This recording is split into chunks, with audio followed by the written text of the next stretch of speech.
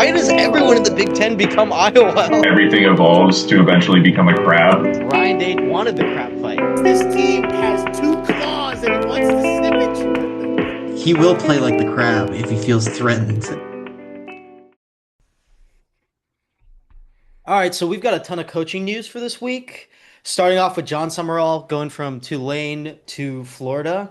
And, what do we think about this? Online, I feel like there's a big divide between an online Florida fan and a non-online Florida fan. So I'm very curious to see what you guys think of this. John Summerall is traitorous for not signing the contract that was on his desk earlier this week from Auburn. But no, it's a good hire for Florida. I mean, everyone wanted Summerall. Like if you're in the market for the G5 up and comer type head coach, he was the clear number one. I don't I can, I guess, get in the head of a Florida fan who thought they were going to have Kiffin and now thinks they're settling for Summerall, but like I don't understand why you'd be mad about this if you're a Florida fan. Yeah, no, I agree. I think it's like you might need the just look at the opportunity cost versus the benefit. I think you need a stable option. I think they've tried to do things flashy, but they've also tried to go the. You might think it's like doing the same thing, repeating your old mistakes by like Sunbelt Billy type of deal. But I think it could work. Especially I think when you do look at all the other coaching circuses going around the league, it's you can do a lot worse. I'm actually You mentioned. Oh, pretty sorry. sorry. I'm pretty impressed that Florida didn't get hung up on the mindset of Right. oh, we just did this and it didn't work. Like I'm actually impressed at their administration for not falling into that like logical fallacy. I guess the thing I'm kind of surprised by is how far away Billy Napier seems from this current moment. Like it really was just like what a month and a half ago. But I guess, in my goldfish head, it's just like this was so long ago. Billy Napier is off doing who knows what. Hell, what if they just swapped? Like just straight up, if Billy Napier goes to Tulane, would that be a terrible hire? Like I don't think so. Oh no, like for what the job is, no, definitely it's definitely a good ecosystem to go down to, and try to get back in people's good graces and then bounce right back up. Like I think that's kind of what Dan Mullen's trying to pull off now at UNLV, maybe like something of that nature. Like okay, It's time to bring Dan Mullen home. Get him back in the state of Mississippi. Maybe that's it. Like, Yeah, I mean, my only thing with this is just like from the online taste test of Florida fans, everyone's against it because of Billy Napier and like exactly. how that went. Though I would say that Summerall has a well, actually, I guess not. I was gonna say Summerall has has like a more defined track record at Tulane of like consistently winning, but I think Napier also had that track record Yeah. coming in. So. Yeah. I agree with John. I think it's the right hire. I'm also impressed that they're like willing to make another G5 hire after things didn't go right. But what matters for them is just getting a coach who's better in game because it's not like Napier was like a bad recruiter Right. or like a bad program builder. He just couldn't coach in a game for his life. So, I mean, if they just did that, they could very quickly be like an 8-win team. I think that's more about the staff than the actual coach. Like, how do you delegate? Like, do you get a guy that's a play caller, or do you just say, I want a CEO? Or, like, what are you looking for when you're asking someone to revitalize a program that is, to be honest, like this close? Like, it's going to be tweaks, not like a total Right. rebuild, like Napier was claiming for the first 2.5 years of being there. Yeah, no, like you don't have to reinvent the wheel with these programs, and I don't understand how I don't understand how a LSU or a Florida, and even some, well, the Ole Miss makes more sense, but I don't see how these programs can get so far from even just competing. And yeah, and to their case with the program building aspect, I guess what we're gonna see going forward is like how much uh being in that bottom four, that 8 to 12 in the college football playoff, that 8 to 15 range consistently. How much do you value that? Right, right. So we'll see. I mean, I'm not happy because I'm a Georgia fan. I was kind of hoping they'd like fuck this up, but I don't think they did. The next coaching hire move was Alex Golish from South Florida to Auburn, which also like you know what? I'm gonna let John go because he's the Auburn fan, but I have some things to say about this. I mean, I'm pretty happy with it. I don't know if it's just a little bit of like whiplash that is leading me to be more positive than I would be, because after early afternoon yesterday, when the reporting was that Summerall had moved past Auburn, I was absolutely positive our chicken shit AD would just hire DJ Durkin, and I was ready to be so mad. I Okay. was ready to be furious. I definitely thought that was yeah, I definitely thought that was where it was going. But then we go and we hire a guy who's brought a lot of success to a place that has not had any success recently. Good offense. The graphic we post about the quarterbacks is embarrassing, but we're just going to move past that. We don't need to talk about it. That's right. He's a part of the legendary career of Brock Purdy. That's Hey, Alex Golish is turning programs around and breaking records with never before seen players. We will talk and listen, even if it was just this guy seems cool, he's had some success, he's had quarterback success. hey, Byron Brown is It's good, man. Yeah. bringing in Byron Brown, like not to be presumptuous, but like just adding a stud to your quarterback room who's a senior who knows whatever system you're about to do could be worse. Could be worse. Yeah, okay, so here's my thing. Like, I think it's an okay hire personally. Like, I think Golish, from watching South Florida, and I'm watching a couple of their games, like they're a little sloppy for my taste as a team. And Byron Brown is included in that sloppiness. So it's like I don't know. It's definitely like an upgrade. It's probably like a solid hire. I don't know if it's a home run. Um, I'm curious to see how that recruiting works.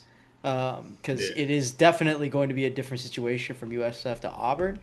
But Auburn just needs a normal, solid, competent coach. Yep. Like they just need to get Yep. that before they need to reset the palate of the fan base before they, go and get a Lane Kiffin or something like that. So, Yes. um, Absolutely. Having a guy who's not scandal ridden and all sorts of nonsense off the field. A guy who's just a football coach. It would be the Like, first time in like a decade. yeah, right. Like, I feel since like since it's like Gus rotating. Malzahn. Right. Yeah, exactly. Like yeah, it's like a 10-year cycle. I was just Yeah. thinking, yeah, someone had like a diagram of all the branches. Like that was just like between Auburn and Ole Miss, like those, like it's just interwoven. It's insane. Like That's another thing I like. Going outside of your like regular path, like there is like the worry of like oh, this guy, he's not an SEC not a culture guy. fit. Yeah. Exactly. But I'm like, more and more, at least now, that's Mhm. less of a concern because it's like, yeah, can you recruit Florida? Can you recruit the South in general? Yes. Also, Uh, can you bring people from your old school? I'll take more than a few. And Right. then you add on to the fact this guy has had he has had some success in the SEC when it was that stint at Tennessee. Then you add the tight end coach experience, the quarterback coach experience. I'm like, there's a lot of stuff you just go, sure, I could start off in a worse place. And the fact that he'll just come there and be normal and still have that like chip on his shoulder just because that's the type of guy he is. I'm like, I feel like he's an Auburn culture fit in all the positive ways and none of Yeah, the that negative. sounded a little backhanded there, buddy.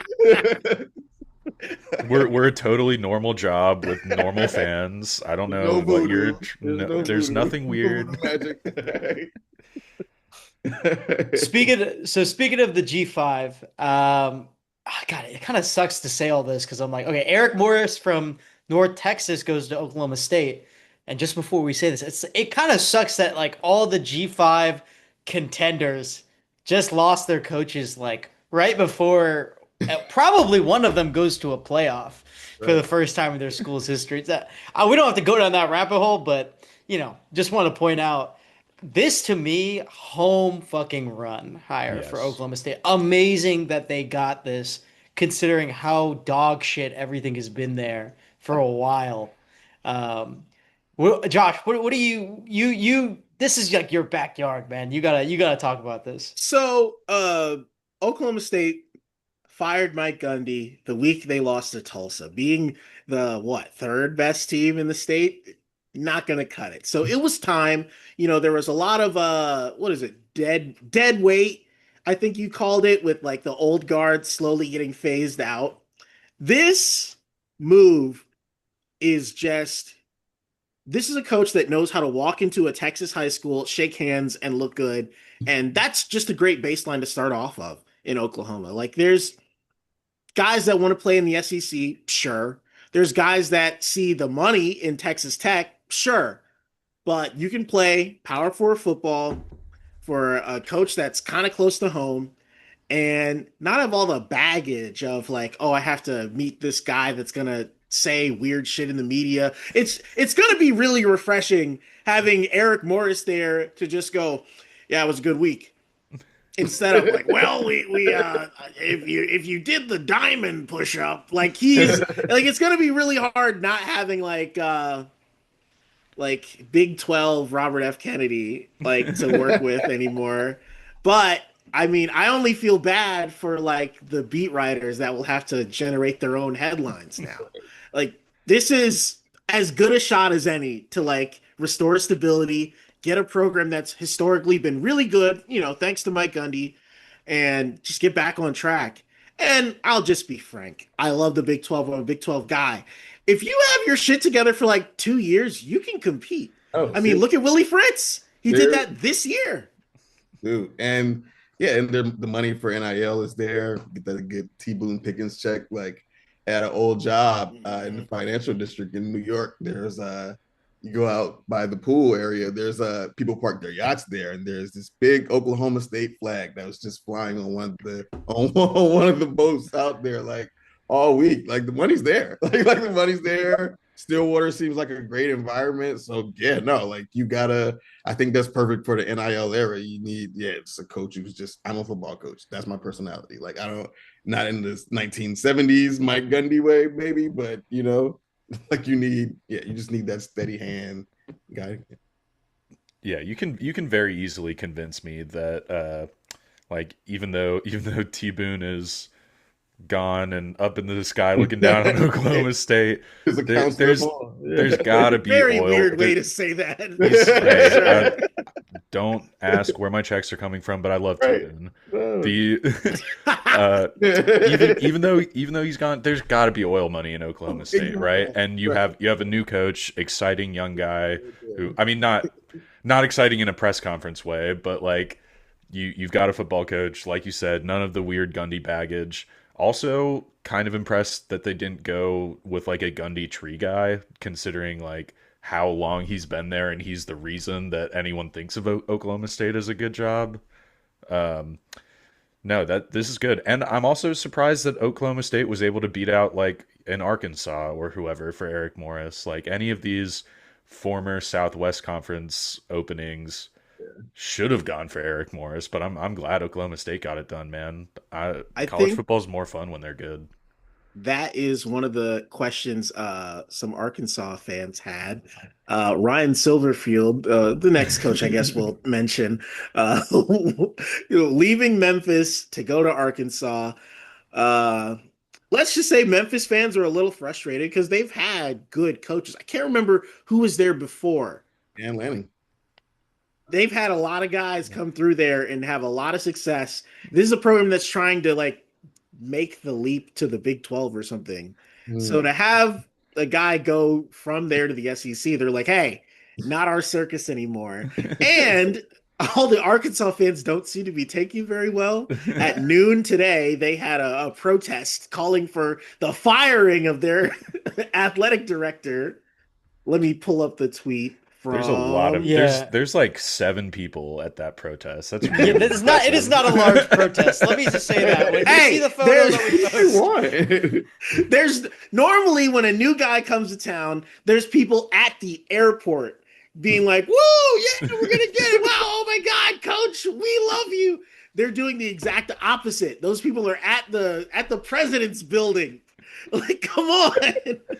yeah, like Eric Morris chose being a Big 12 coach over an SEC one. That's just what happened because it sucks to be an Arkansas coach. Yeah, It's a rebuild all the way through. You don't know if you have success or you don't know when they'll be tired of you.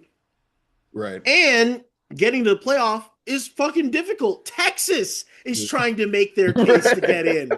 Like, yeah, you think Don't yeah, even get Arkansas me is going to be able started. to make the same stump speech? Fuck no. So I'll go to Oklahoma State.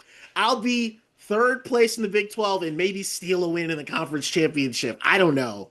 And yeah. that's just a good place to be at. As You'll a have more coach, Uh, fun. definitely buying low on the Big 12 right now. Like just getting a solid little foothold going. Like absolutely.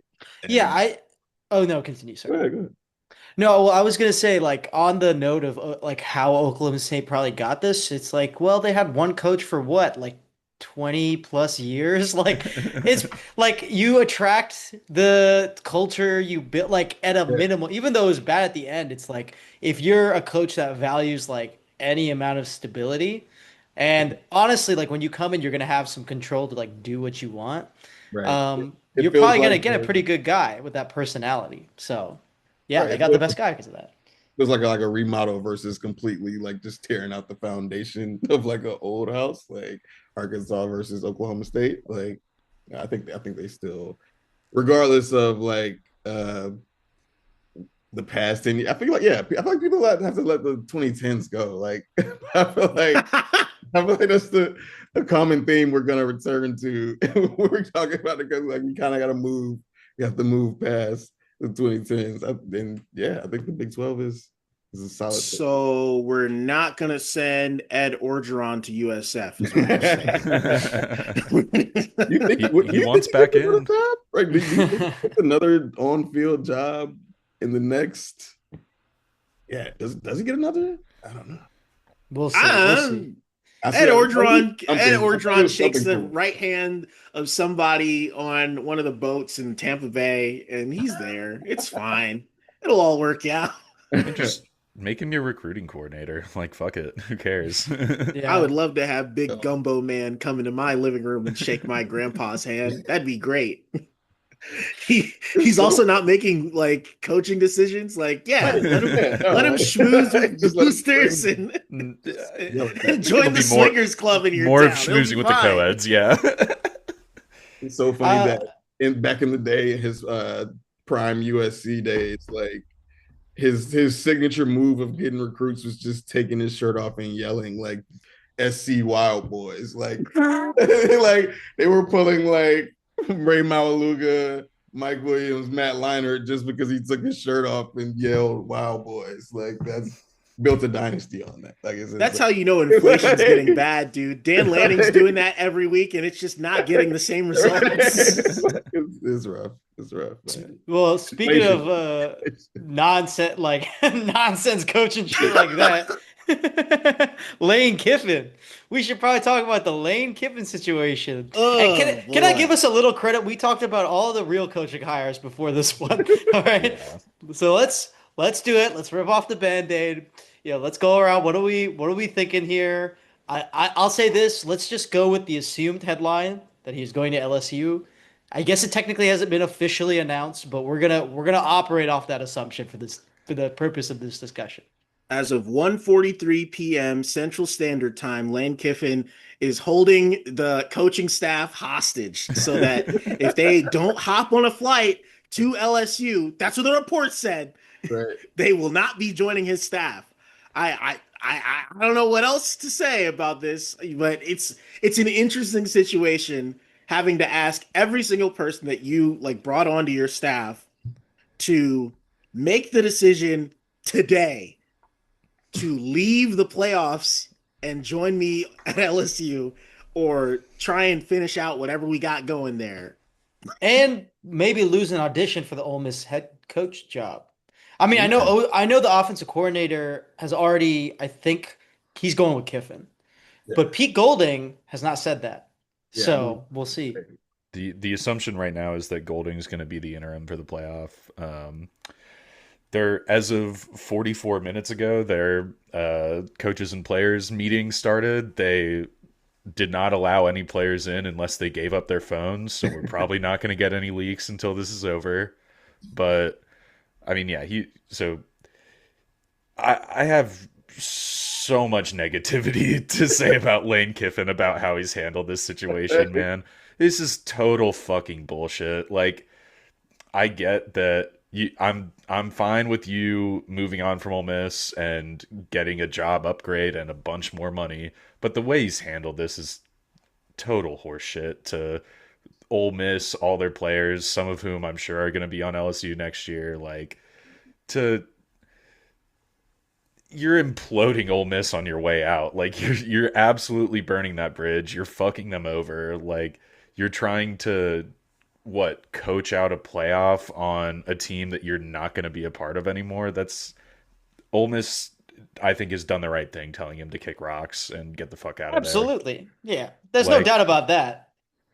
absolutely. Yeah, no, like he said he's burning the bridge while he's still standing on it. Like it's insane because yeah, like the past few years he's come to get a lot of goodwill back. And it seems like he just dragged himself even further down with this one. Uh I feel like he could definitely boost them to like a 10-11 win season on the regular, but we've seen how he's performed in the big games against the top three coaches in the league. And maybe he gets lucky one year. You know, institutionally, LSU's shown they're willing to spend money, but they've also shown they've been super unstable at the staffing level. Like they're uprooting their AD, their like presidents to make these decisions. And you have to wonder, like, if it's just one ring, like a Orgeron run, because you know he won a national championship and was out like less than 3 years later. So it really makes you wonder, like if they were just chasing stability, if they're looking for long term success, or they're just short term gambling. Yeah, I mean, Can't. no, you got it. I just can't imagine I can't imagine this working well. Like I just feel like there's like no matter what success you have, even let's say it works out for a national championship, then it's all worth it, obviously. But unless you get there, everything else just seems like a failure. And I get it. Coaches are wired differently, but the governor needs to give me written like proof that he's gonna stop talking. Right. Like I need like every booster to sign off and say, "Hey, I have a max of 3 letters I can send you in writing, and that's all I'll communicate with you on." Like, I think this was one of the questions that we had, where how do you have a coach that can come in and do the Saban thing of saying, "Here's how it's gonna work," and I think with the level of I don't know, financial investment and how hard they sweated for it and how messy this has been, I feel like Lane has to say, listen, I fucked over a lot of people to get here. I really wanted to. You're going to let me do this how I want to. Bare minimum, Right. it will be Lane Kiffin that takes all the blame for no matter what happens, positively or negatively. But I'm not holding my breath. I feel like this is just set up to go poorly. Then you also consider like what's going on with how they're handling the Brian Kelly firing too at the same time. It's just like everything. Oh, that I forgot about that too. It's so weird. Yeah, see, yeah, I mean, here's my thing with the Kiffin going to LSU. There's like three layers to it. It's like, first of all, Ole Miss, you dated a stripper. You thought she was different this time. It was not different. That's what I'm gonna Hey, say. whoa! Watch how you talk Yeah. about Lane Kiffin, unless you're gonna say that to his face. That dude was right. Yeah, literally getting outraged 5 seconds before you do exactly what you're accused of. But anyway, What did you point call being, me, son? Point being is Ole Miss, like, you cannot be surprised this was the bargain you made. So I'm gonna say that's the first thing. Second layer to this, I don't think it's not even to me the right call for Lane Kiffin personally.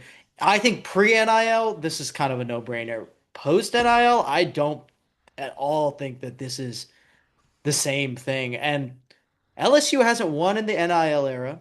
Like that's just a point of, I mean, it hasn't been that long, but that's just a point. You've got something rolling. You can build it there. Like I think leaving Ole Miss is a mistake for him.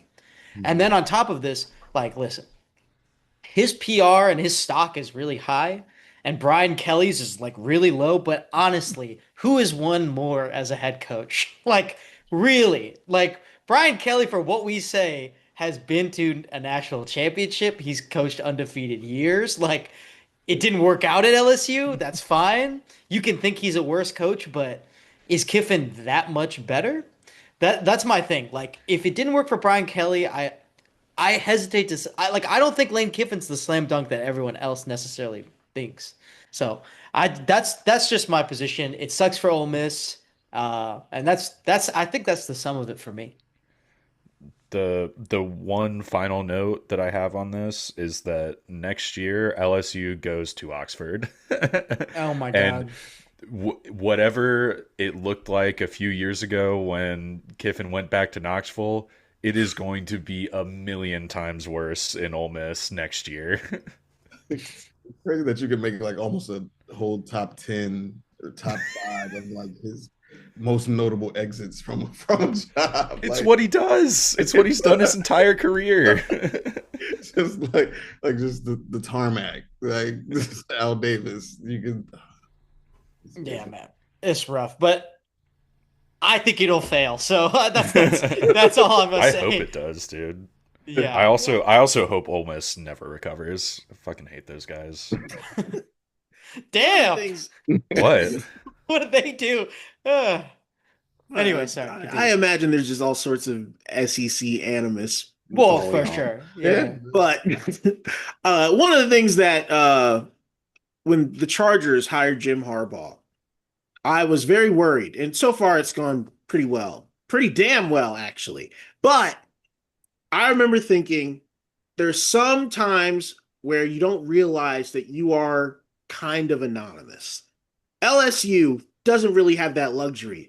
But post Brian Kelly, they had a chance to totally take the attention off themselves and silently build something impressive. They said, we're not doing that. They said, we are going with the biggest, flashiest thing, and it's either going to work really well and we're going to be really good and have a ton of success like we plan, or this will be the most disastrous, like entertaining downfall you can picture. And that's how I felt like with the Chargers, because like we've been bad for a while. Like it's like, oh, okay, kind of embarrassing. Some no beard having ass coach comes in and he goes 7-8, and that's all. But there was some like protection in obscurity. They're skipping it. Yeah. So, I don't know. Thank you, Lane Kiffin, for giving us content. We'll be back next season and have much to talk about, I'm sure.